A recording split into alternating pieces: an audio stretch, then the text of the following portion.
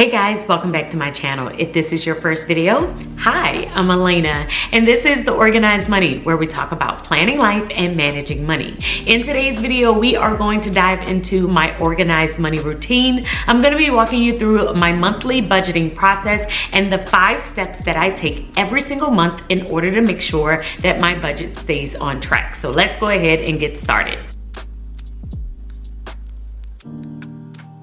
So the first thing that I do every single month is set up my monthly budgeting goals page. On my goals page, I will usually add 3 things. The very first thing is my running dates for my budget. I usually will pay myself every single Wednesday. This means that sometimes my budget will run a little bit over into the very next month. So I will usually add my start and end date for my budget on the very first page of my goals page, and that will let me know that this particular budget runs from the 8th of this month to the 5th of the very next month. The second thing that I will add to my goals page is one of the most important things that you can add, and that's events that are going to happen during this current month that might cost you money. Whenever we are budgeting, it's pretty easy to think of all of our bills, all of our subscriptions, and stay on top of all of those things. But the one thing that can really throw our money off is all of those additional events that are coming up throughout the month that we are not thinking about. So during this time, I like to think of any lunch dates that I might have, any date nights that we may be having, any family days, or any things that I might be doing with my friends. And I'm gonna write down all of these dates on my monthly goals page and try to estimate how much I believe each one of these things will cost. This helps me to know how much extra money I might need to make room for in my budget. The third thing that I like to do on my monthly goals page is add my goals. This is the spot where I'm going to have my saving goals, any debt reduction goals that I might have throughout the month, or possibly any investment goals. Adding these goals will remind me of the different things that I'm trying to accomplish and also help me to make room in my budget to make sure that I'm saving, reducing debt, or adding money to my investment accounts. Now, after I have completed my goals page, the very next thing that I'm going to move to is my monthly calendar. I consider my monthly calendar the hub of my money routine.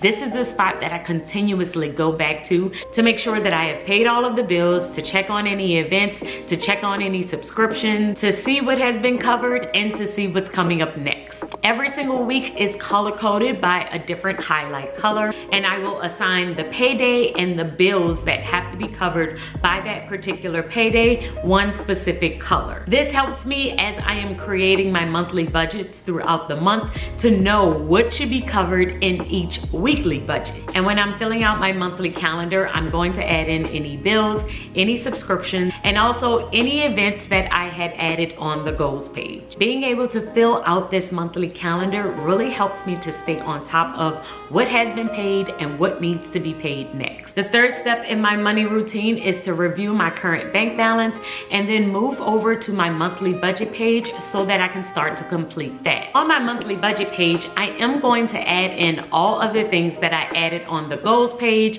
and on my monthly calendar. So I'm adding in any bills, I'm adding in all of my subscriptions, and also all of the upcoming events. But now, in addition to those things, I'm also going to think through all of my variable expenses. Things that are not considered a bill or a subscription, but I do need to cover them throughout my month. So things like food, gas, entertainment, or shopping. And these are the amounts that I usually can tweak. Sometimes I am able to add additional funds that I might have throughout the month to these areas, and sometimes I have to take away money from these areas in order to cover something else that's just more important. Usually the first 2 to go are entertainment and shopping. Now, the reason that I always check my bank balance before I start this process is because usually I have a buffer, a set amount that is in my bank account that if it is needed to help me throughout the month, then I am able to add this into my budget. So after I have added in all of my bills and subscriptions and added in all of my variable expenses, the 4th step in my money routine is to look at my savings account and sinking fund. So for my savings account, this is my emergency saving account. It is only in the case of emergencies. We identify emergencies as medical emergencies, or if I was to lose my job and was unable to work for an amount amount of time. I would use the money in this account in order to pay my bills for the next 3 months. So the first thing that I will do is look and see how much is in this account and make sure that I have enough to cover me for the next 3 months. If I have enough, which I currently do, I will add small amounts, but I usually don't concentrate on this account. But the second area, my sinking funds, is where I will usually put a majority of my savings. If you're not familiar with sinking funds, I have an entire video here that will help you understand the concept.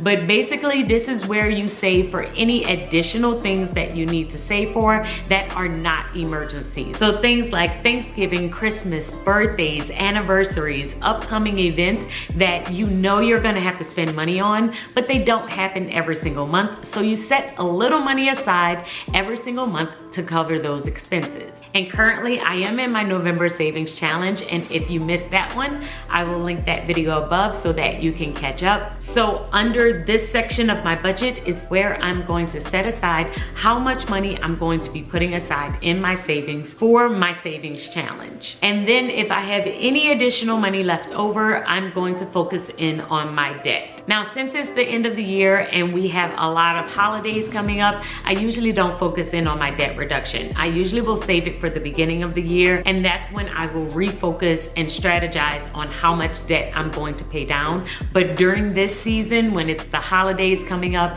and there's so much money that I have to kind of come up with, I will focus in on savings. But during this fourth step, I am looking at my savings, my investment, and my debt reduction and adding all of those to my current budget. And the fifth step in my money routine is to make sure that my budget is a zero-based budget. So this is the time for checks and balances. I'm going to make sure that all of the money coming in is assigned to all of the money that is going out. And this is why I will always have a line item on my budget for my buffer to make sure that my account is not zero, but every single dollar has an assignment, it has a job. And so even if its job is to just sit in my account to make sure that nothing else happens, then I have assigned it to do so. So during this process, I am doing my checks and balances. I am going to look at the buffer that I currently have, the income that I'm expecting to come in, the bills and subscriptions, all of my variable expenses,